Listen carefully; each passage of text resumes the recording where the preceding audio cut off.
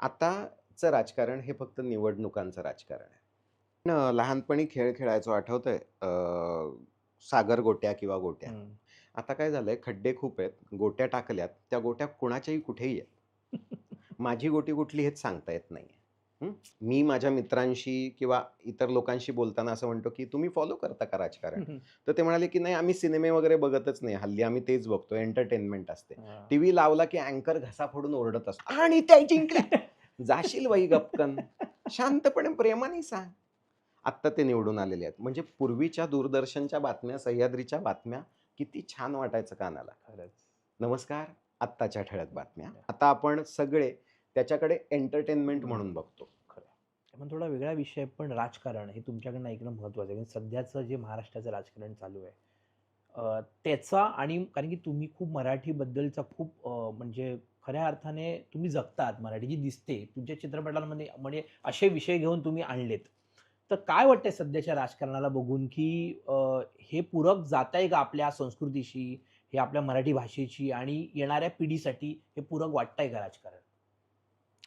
आपण लहानपणी खेळ खेळायचो आठवतंय? सागर गोट्या किंवा गोट्या. हं. आठवतंय?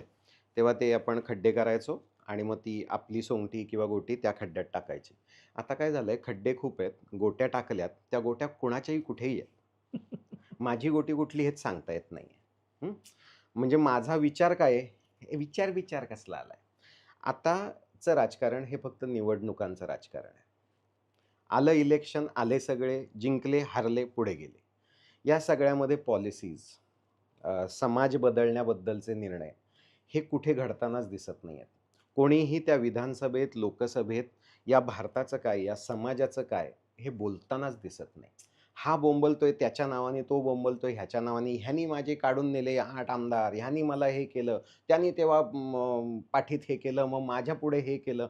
माझे त्यांनी घेऊन गेला होता, मी एकटा पडलो होतो. हे तर काहीच नाही. आता मी एवढीच चर्चा चालू आहे. कोणीही म्हणजे इथून मागचे राजकारणी आपण जर बघितलं, खूप नावं आहेत. मी एक नाव घेत नाही, परत ते एक नाव घेतलं, की ते त्या पक्षाचं पक्षाचं घेतलं घेतलं असं असं वाटू लगेच शकतं. शिक्का बरोबर. बसतो. त्यामुळे मी XYZ अशा ह्याच्यात हं, बोलतो. हं. हे जे XYZ होते, हे तळागाळात फिरायचे. हे पारावरच्या म्हाताऱ्याच्या खांद्यावर हात ठेवून त्याच्याशी गप्पा मारायचे. क्या बात है! की तुला काय वाटतंय? हे साखर कारखान्यात जायचे. तिथल्या कामगारांशी बोलायचे. हं. यांचं वाचन होतं. हे साहित्यिक मंडळींबरोबर बसून पॉलिसीज ठरवायचे. क्या बात इथून मागचे सर्व राजकारणी तुम्ही काढून बघा. चला 1-2 नावं घेतो. यशवंतराव चव्हाण असतील, वसंतदादा असतील. ही सगळी मंडळी आपल्या आज लक्षात का आहेत? हं. त्यांनी पॉलिसी डिसिजन्स घेतले. क्या बात! यातलं अजून एक महत्त्वाचं नाव अटल बिहारी वाजपेयी. हं. आता असे नेते होणं पुन्हा शक्य नाही. ग्रासरूट लेव्हलवरचा, लोकांसाठी काम करणारा नेता. अल्टिमेट एम काय? तर मी समाजाला काहीतरी देणं लागतो. माझ्याकडे आत्ता जी जबाबदारी आहे ती मला समाजाने दिली आहे. तर आता मी दिवस-रात्र समाजासाठी काम केलं पाहिजे. मी माझ्यासाठी, माझ्या पुढच्या पिढ्या कशा हे होतील, मी कुठल्या उद्योगपतींसाठी नाही राबत आहे. ही जबाबदारी मी तर जबाबदारीने सांगतो, की शेवटचे नेते होते अटल बिहारी वाजपेयी. त्यानंतर राजकारण फारच विचित्र झालं. खरं आहे. त्यानंतर त्याच्याबद्दल इंटरेस्टही राहिला नाही. आता आपण सगळे त्याच्याकडे एंटरटेनमेंट हं. म्हणून बघतो. खरं आहे. मी माझ्या मित्रांशी किंवा इतर लोकांशी बोलताना असं म्हणतो, की "तुम्ही फॉलो करता का राजकारण?" हं, हं. तर ते म्हणाले, की "नाही, आम्ही सिनेमे वगैरे बघतच नाही. हल्ली आम्ही तेच बघतो. एंटरटेनमेंट असते. हां. टीव्ही लावला, की अँकर घसा फोडून ओरडत असतो." "का ओरडत असतोस? तुला काय झालंय बाबा?" परवा मी बातम्या बघताना असं झालं, ती एक अँकर "आणि त्या जिंकल्या." जाशील बाई गपकन. शांतपणे प्रेमाने सांग. आत्ता ते निवडून आलेले आहेत. म्हणजे पूर्वीच्या दूरदर्शनच्या बातम्या, सह्याद्रीच्या बातम्या किती छान वाटायचं कानाला. खरंच. नमस्कार, आत्ताच्या ठळक बातम्या. या. कोल्हापूर शहरामध्ये असं कोल्हापूर शहरामध्ये आत्ता आहे. अरे थांब, काय चाललंय? ही कुठली दुनिया आहे? ह्याची एक सर्कस करून ठेवली आहे आपण आणि आपण ती बघतो. रॅम्बो सर्कस कशी होती, तशी हे सर्कस आहे. आता हा निवडून आला, ढोल वाजवत येतात. ही कुठली न्यूज रूम आहे? एक माणूस घंटा वाजवत बसलाय. हे काय चाललंय? हे सगळं भीषण आहे. म्हणजे हे केवळ आयबॉल्स कॅच करण्यासाठी आहे. आत्ता आपण आत्ताची लोकप्रियता बघतोय का? पण त्याचा पुढील काळात समाजावर काय इम्पॅक्ट होणार याचा आपण कोणीच विचार करत नाहीये का? की ही न्यूज चॅनल्स आता समाजातल्या काही वेगळ्या गोष्टी सांगणार आहे का?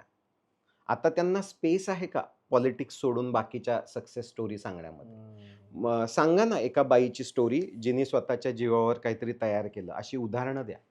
या समाजाला आत्ता त्याची गरज आहे. या समाजाला आत्ता अशा शेतकऱ्यांची उदाहरणं द्या, की जो शेतकरी कर्जमुक्त झाला.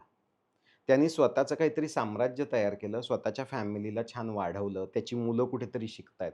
या सक्सेस स्टोरी सांगा ना घसे फोडून. हा आहे तो शेतकरी ज्याने हे सांगा ना. हे काय सांगत बसलाय? तो टीव्ही बघायला नको वाटतं. तो पेपर उघडायला नको वाटतं. का वाटतं? कारण आम्हाला आता काही चांगलं तुम्ही सांगत नाही, दाखवत नाही आणि ही दशा मला असं वाटतं, की फार विचित्र आहे. यातनं आपण सगळ्यांनी लवकर मोकळं व्हायला हवं. हे चांगलं होईल का वगैरे आता काही माहीत नाही.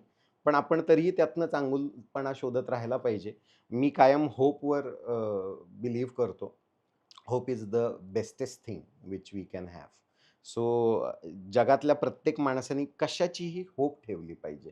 सो मला असं वाटतं, की मी तरीही होप ठेवू नये, की कदाचित पुढची तरुण पिढी अ, राजकारणाकडे वळेल. ती तरुण पिढी काहीतरी समाजासाठी कॉन्ट्रिब्यूट किंवा पॉलिसी डिसिजन्स घेण्यासाठी दिवस-रात्र राबेल. समाजाचं काहीतरी बरं होईल यासाठी विचार करेल.